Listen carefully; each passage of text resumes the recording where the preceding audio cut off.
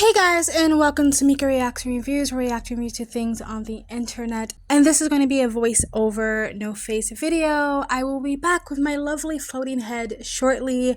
But today I wanted to talk about a hashtag that was trending the other day on X. And it was hashtag insurrection. And it was basically about the protesters and rioters who went to Washington and the Capitol to protest the arrival of Netanyahu, the Prime Minister or President of Israel. And apparently they were going to go and arrest him, because that was also trending on X. Arrest Netanyahu, or Netanyahu arrest, for his apparent crimes of being a war criminal, for trying to rescue the hostages that the took on October 7th. So they went down to the Capitol and they burned American flags, and they did some interpretive dancing, and they attacked some police officers, and they took down the American flag off the flagpole and rose the Palestinian flag in its place. But I don't really want to talk about that, and I don't actually think it was hashtag insurrection because people actually considered it an insurrection. I think it was hashtag insurrection because people are trying to point out the hypocrisy when the same sort of level of a civil disobedience happened on Jan 6. It was called an insurrection, and this was simply called a protest or a march. And anyone who was arrested that day, I think, was immediately released from jail, or at least the very next day, sponsored by your lovely neighbor George Soros. Anywho, I don't really care about that. You know, protest, if you want to protest, people have a right to protest and voice their opinions about how they feel about Netanyahu and not wanting him to be hosted in America.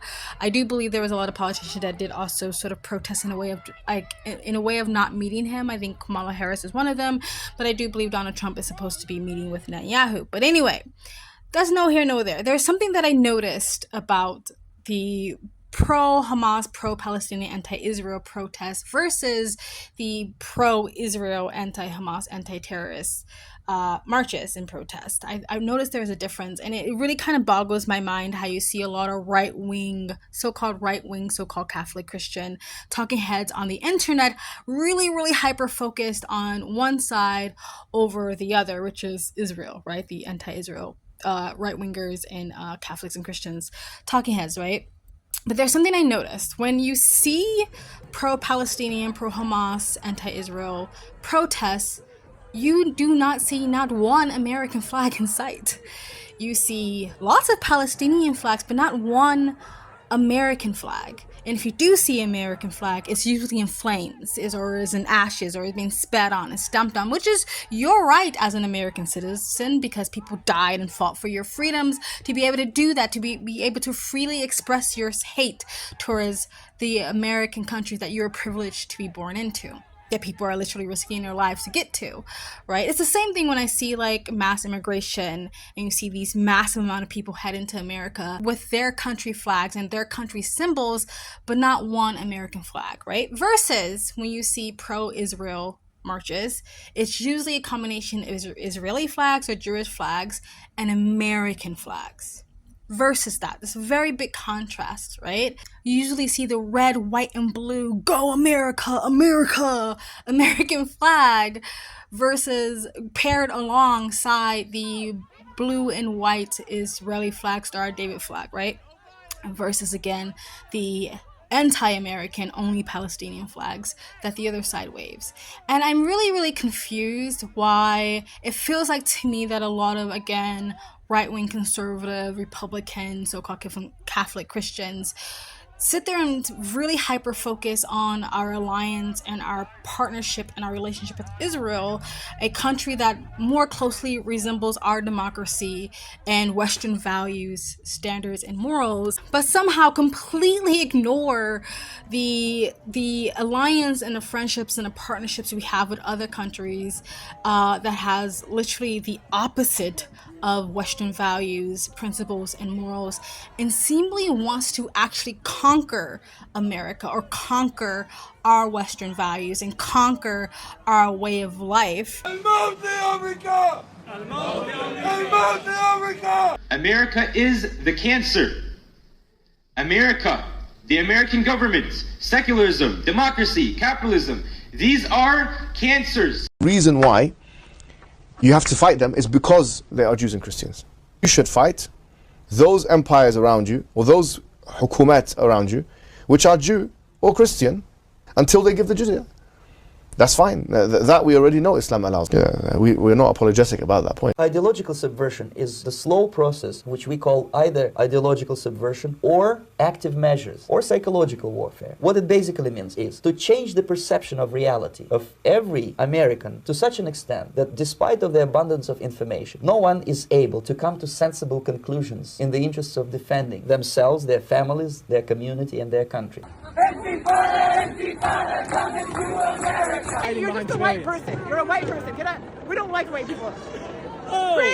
Free Palestine! There will come a day that we will see far more radical extremists and terrorists coming out of Europe because of the lack of decision-making, trying to be politically correct, or assuming that they know the Middle East and they know Islam and they know the others far better than we do. And I'm sorry, but that's pure ignorance. It seems like one is way more of a threat than the other. So I'm still confused why a lot of conservative talking heads seem to be hyper-focused on one. So America has alliances, like many countries have alliances. We have alliances and relationships and partnerships with other countries. That's how countries usually work. America's never going to stand alone as an island, right? And I get the whole American first sort of slogan. Put American first. America should put American first.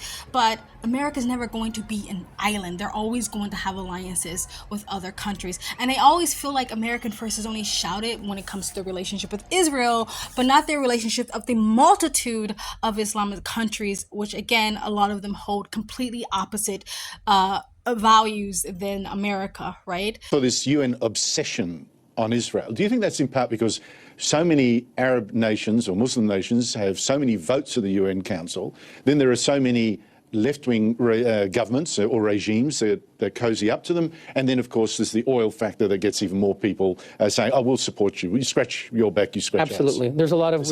Yeah, I think that explains a lot of it. You have those who initiate the anti-Israel resolutions are the Arab and Islamic states. There are 56 Islamic states. There's one Jewish state. So countries vote at the UN. They say, well, there's 56 countries that will trade with me. The UN works by cynical vote trading. You vote for me, I vote for you. 56 Islamic votes will go for your country if you go along with their anti-Israel resolutions, plus the oil, plus sovereign wealth funds, billions of dollars that could or could not go to your country if you vote the right way. I would say also, Andrew, fear of terrorism. Some countries fear that if they decide to buck the trend, maybe they'll be targeted by Islamic terrorist groups. I prefer, if America is going to have alliances, relationships, and partnerships, import-export with other countries, I prefer personally that we do with other countries that closely resembles our democracy or our Western way of life, closely resembles our ideology and our principles and our values.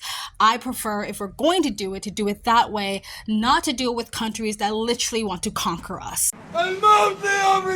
Again, when you look at pro-Israeli protest, you see American flags alongside Israeli flags. When you look at pro-Hamas, pro-terrorist, pro-Palestine protests, you only see the Palestinian flag. It seems like a lot of conservatives, right-wingers, Republicans would be more concerned about that, being that if Trump actually does lose this election, Democrats have already kind of spoken out about the fact that they want to bring in Palestinian refugees. Again, a place where it's seemingly like they don't really like our way of life. And the fact that on October 7th, plainclothes Palestinians that were riding along right beside Hamas participated in the terrorist attack on October 7th. The fact that normal local citizens of Palestinians have been holding Israeli hostages captive in their homes. How will America know the difference between Hamas sympathizers, terrorists, and just regular smuggler Palestinian citizens when they can't even tell you the difference today? It's the same thing if you notice on January 4th, right?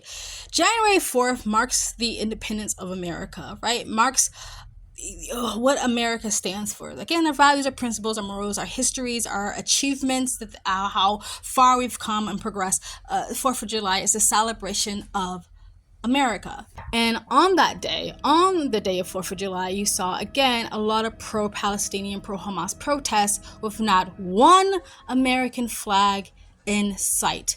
If I was a UFO and I was just peering down on Earth at the Earthlings and I saw the droves of people waving Palestinian flags, I would have no idea it was actually located in the United States. But when you look at pro-Israel protests, you could see that at least there's some American influence there along with Israel. So I don't really get this really heel that I feel like a lot of people are trying to die on, this protest, this we shouldn't have this alliance with Israel, but really don't care about the alliance we have with a country that are literally, if you look at the UK, if you look at Paris, if you look at France, have basically flipped it upside down and turned it into the Middle East.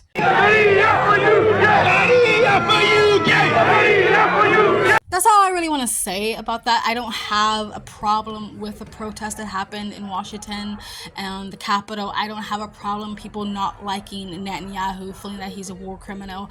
I don't have a problem with people being anti this war that's going on right now. And I don't actually have a problem with people burning American flags, stomping on them and spitting on them, because those are the rights and the freedoms that we have as Americans. But I do have a problem, and I think it's weird when I see people ignore the countries that are basically anti all of that, anti the freedom to protest, anti the freedom to voice your opinions, anti the freedom to burn the American flag, anti the freedom to spit and stomp on the American flag, anti the freedom to scream death to America. Ignoring that, but being very hyper-focused on the country that supports the freedoms that we do have. I find that very odd, and I find that very, very strange. I like the relationship we have and the alliance we have with Israel. I would rather that than an alliance we have with a lot of other countries. But I don't know. It seems weird to me that those are ignored and everyone's hyper-focused on Israel, and I have to keep going back to what makes sense and what's the most obvious is just that they're anti-Israeli and anti-Jewish. Anyway, that is my opinion. I could be wrong. You can state yours in the comment section below. Please like, comment, subscribe, hit the bell to get the notifications when I do upload. All that really does help with the algorithm, guys. And if you'd like to support this channel, please, for the love of God, you can donate. My PayPal and Cash App link is in the comment section down below. Or you can super thanks, and you guys have an amazing, beautiful day. Bye!